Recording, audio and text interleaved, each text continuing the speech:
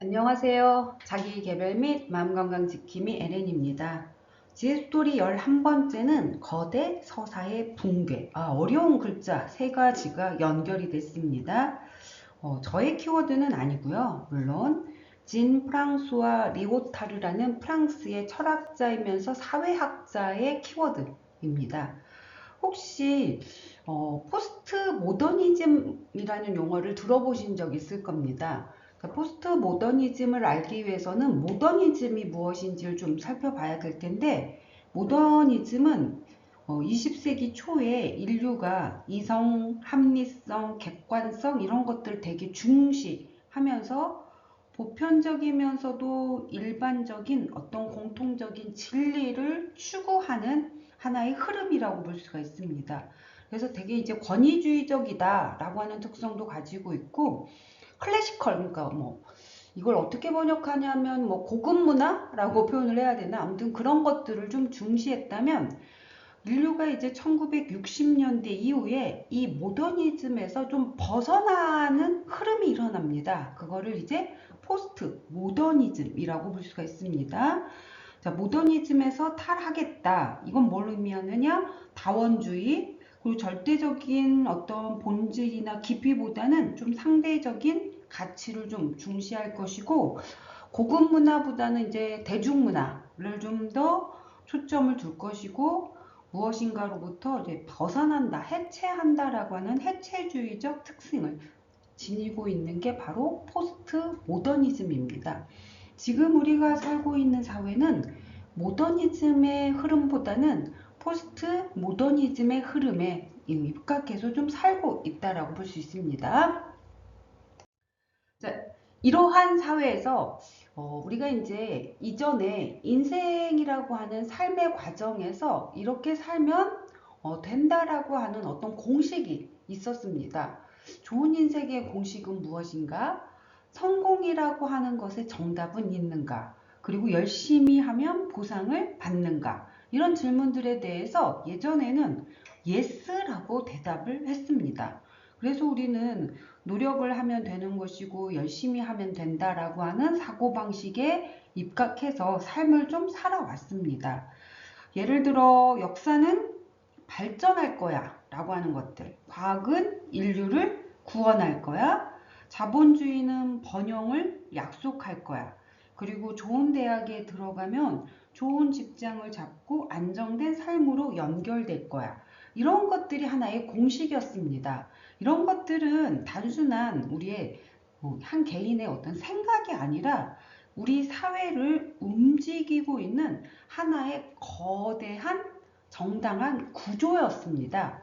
이처럼 사회를 움직이고 있는 정당한 구조를 리오타르는 거대 서사라고 하는 말로 표현을 했습니다. 자, 거대 서사라고 하는 것은 세 가지의 특징을 지니고 있는데 이 보편성을 지니고 있습니다. 그러니까 모든 사람들에게 다 적용이 된다라고 하는 거. 그리고 거대 서사는 정당화의 기능을 가지고 있습니다. 그래서 제도와 권력을 정당화시키는데 특징을 가지고 있다면, 마지막으로 나의 보다 나은 미래를 약속한다라는 목적론적인 특징을 지니고 있는 게 바로 이 거대 서사라고 볼 수가 있습니다. 자, 예를 들어서 열심히 하면 된다라고 하는 이 거대한 서사를 가지고 부모 세대는 공부를 열심히 했고, 공부를 열심히 하니까 그게 취업으로 연결이 되었고, 취업을 안정적으로 갖게 되니까 결혼이라고 하는 걸 하게 되었고, 결혼을 해서 아이를 낳고 사는 삶의 안정성이라고 하는 기반이 어느 정도 갖추어진 거라고 볼 수가 있습니다. 그래서 이전에 기성세대의 부모 세대의 사회에서는 이러한 거대 서사가 먹혀 들어갔다라고 하는 게 말이 되는 겁니다. 그런데 우리가 살고 있는 지금 현재의 현실을 좀 들여다보겠습니다. 제가 대학을 다닐 때만 하더라도 저희 때는 3 스펙이었습니다. 3개의 스펙. 그런데 어느 날 되니까 5, 어느 날 되니까 7, 어느 날 되니까 뭐 9개, 이젠 11개 스펙까지 이게 너무 과잉이 되고 있는 사회입니다. 그리고 노동을 하면서도 내 삶이 과연 안정이 될 것인가 라고 하는 부분에 안정돼 라고 하는 이렇게 단적으로 대답을 하지 못하는 늘 불안정한 노동시장이라고 하는 거, 그리고 결혼이라고 하는 것도 출산이라고 하는 것도 과거에는 조금 더 어떤 필수의 개념으로 접근을 했다면 지금은 선택의 영역으로 들어가 있습니다. 자, 그래서 나는 되게 뭔가 열심히 산 것 같은데 왜 이렇게 불안한 마음이 들지? 라고 하는 의문이 되기 시작합니다. 그게 바로 무엇이냐게 되면 거대 서사에 이제 균열이 일어나고 있다라고 하는 의미가 되는 겁니다. 자, 거대 서사의 분열, 거대 서사의 붕괴라고 하는 것은 일단 리오타르가 The Postmodern Condition이라고 하는 책에서 이런 글귀를 썼습니다. 현대 사회는 이미 지식과 권위에 대한 신뢰를 잃었다라고 하는 문장이 있습니다. 자, 이 문장을 보면서 약간은 좀 속상하기도 하고 좌절이 되기도 하고 조금 억울하기도 했습니다. 저는 왜냐하면 그 많은 지식들을 갖추기 위해서 되게 열심히 부단하게 노력하면서 살아왔는데 이제 내가 갖고 있는 지식 자체가 그닥 사회에서 먹혀 들어가지 않는다라고 하는 거. 먹혀 들어가지 않는다라는 건 신뢰가 없다라고 하는 의미인 겁니다. 이거를 인정해야 되는 건 되게 불편했던 것 같습니다. 자, 우리가 살고 있는 사회는 정보가 과잉되어 있는 사회입니다. 예를 들어서 SNS가 되었든 유튜브가 되었든 다양한 어떤 담론들이 등장하면서 정말 진실보다 팩트보다는 이제 수많은 목소리를 존중하고 수많은 목소리를 조금 수용하는 사회로 가게 된 겁니다. 자, 그리고 현대사회가 지식과 권위에 대한 신뢰를 잃었다라고 하는 것 중에 하나 증거가 우리 사회가 실패한 약속들이 등장하기 시작했습니다. 예를 들어서 우리 사회가 이제 진보를 약속을 했어. 그래서 사회가 좀 더 과거보다는 살기 좋은 사회로 이동을 한 건 분명한 사실입니다. 그런데 진보는 약속이 되었지만 역으로 그 진보의 결과로 인해서 환경의 위기 상태, 그 실패한 거지. 자본주의의 번영이라고 하는 거, 긍정적인 측면이었지만 결국에 결과론적으로 들여다보면 우리 사회는 너무나 양극화되었다라고 하는 측면. 그리고 학력이 상승하면 안정성이 보장된다라고 하지만 이제는 학력이 상승을 해도 안정을 보장하는 데 있어서 실패해버리게 되는 겁니다. 이런 것들이 좀 등장을 했습니다. 그래서 리오타르는 포스트 모더니즘을 이렇게 표현을 했어. 포스트 모더니즘은 거대한 서사에 대한 불신이다. 그러니까 거대 서사에 대한 불신이다 라고 표현을 했습니다. 하나의 진리, 하나의 방향, 하나의 정답을 더 이상 신뢰하지 않는 태도, 그거를 리오타르는 포스트 모더니즘이라고 표현을 했고, 그것은 이제 우리가 이제 다원성이라든지 차이를 인정을 해야 되는 거, 그리고 이제 작은 이야기들을 존중해야 된다라는 삶의 방식으로 전환을 하게 된 계기가 되는 겁니다. 예를 들어서 이제 정규직이 안정적이다. 이제는 이런 것들이 별로 먹혀 들어가지는 않습니다.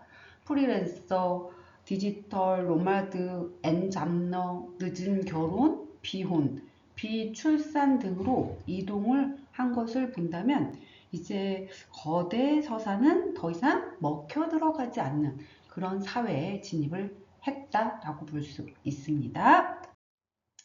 자, 그럼 이 좀 거대 서사가 붕괴됐다라고 하는 건 또 다른 말로 표현한다면 이제 작은 이야기가 중심이 되는 사회가 되었다라고 하는 걸 말할 겁니다. 이거를 이제 개별적 이야기의 시대라고도 표현을 해봤습니다. 우리는 이제 작은 이야기의 시대에 산다라고 볼 수가 있습니다. 과거의 부모나 사회가 가지고 있었던 기준이 아니라 나의 만족이나 나의 가치를 추구하는 그런 사회입니다. 그러다 보니까 기준 자체가 없으니까 내 안에서 당연히 불안할 수밖에는 없을 겁니다. 자, 또한 SNS에서 이제 나의 이야기를 추구하기 시작했습니다. 그래서 한 개인의 스토리들이 추구되고 있다라는 것은 이제 개별적 컨텐츠의 시대라고 보는 겁니다. 그런데 역으로 이 SNS의 개인적인 어떤 스토리를 추구하는 것은 포스트 모더니즘 사회이기 때문에 등장을 했지만 안타깝게도 이거는 과잉 경쟁이라고 하는 결과를 만들어내고 있습니다. 거대 서사는 사라지고는 있는데 안타깝게도 평가 구조는 그대로 남아있기 때문에 내 스토리가 너의 스토리보다 더 행복하잖아. 네가 갖고 있는 가방보다 내가 갖고 있는 가방이 더 근사하잖아. 그래서 오히려 더 과잉 경쟁적인 그런 사회에 진입을 한 것도 사실입니다. 거대 서사의 붕괴, 역으로 개별적 이야기의 시대는 역시 긍정적인 측면과 부정적인 측면, 양면의 날입니다. 개별적인 이야기의 시대가 되니까 소수자의 작은 사람들의 목소리가 등장을 하게 되었고 그런 것들을 좀 인정하는 사회가 됐습니다. 제가 어린 시절 학교 다니면서 가장 불편했던 것 중에 하나가 획일성이었는데 너무 획일적인 삶을 강요하는 것들이 감소한다라고 하는 건 개별적 이야기의 시대의 긍정적 측면인 것 같습니다. 그리고 다양한 정체성을 좀 인정하는 것들이 긍정적 측면이라면 또 부정적인 측면도 있게 마련입니다. 기준을 제시하지 않다 보니까 기준이 없다 보니까 내가 이제 그 기준을 좀 찾아야 되다 보니까 방향감을 좀 상실하고 있는 건 사실입니다.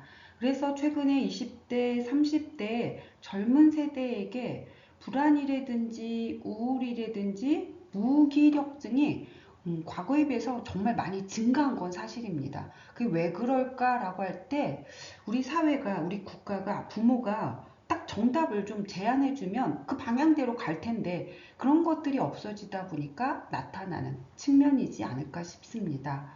자, SNS를 토대로 해서 나의 컨텐츠, 나의 스토리, 나의 이야기를 중심으로 이루어지고 그게 인정되는 사회이다 보니까 우리가 이걸 긍정적인 측면으로 좀 활용을 해야 되는데 안타깝게도 일부의 객체들은 개인주의를 넘어서서 좀 극단적으로 가고 있는 것도 하나의 사실이라고 볼 수가 있습니다. 극단적 개인주의자들이 많아지게 되면 결국에 사회는 혼란스러울 수밖에 없습니다. 그리고 개별적 이야기 시대에 제가 개인적으로 가장 큰 부정적인 측면은 어쩌면은 좀 허무주의, 염세주의, 부정주의 이런 흐름들이 더 많아지고 있다라고 하는 거. 저의 젊은 날에도 니체도 있었고 쇼펜하워라고 하는 철학자도 있었습니다. 그런데 저의 젊은 날에는 니체나 쇼펜하워의 철학은 그닥 대중적인 것에 있어서 실패를 했는데 최근에 보면서 니체와 쇼펜하워의 철학들이 되게 대중성을 갖고 있는 거야. 이게 뭘까라고 할 때는 우리가 이제 사회 자체에서 너무 염세주의적이면서 허무주의적 어떤 사고를 가지고 있는 것들이 많이 등장했다라고 하는 것이 좀 안타까운 현실입니다. 진로가 되었든 인간관계가 되었든 어떤 삶의 관점에서 정답이 없어서 너무 힘들다라고 하는 이런 하소연들이 많이 있습니다.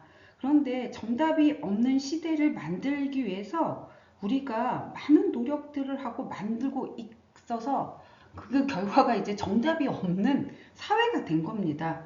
이런 정답이 없는 시대에 저에게 정답을 좀 제안해 달라고 한다면 안타깝게도 정답을 줄 수 없다가 정답입니다.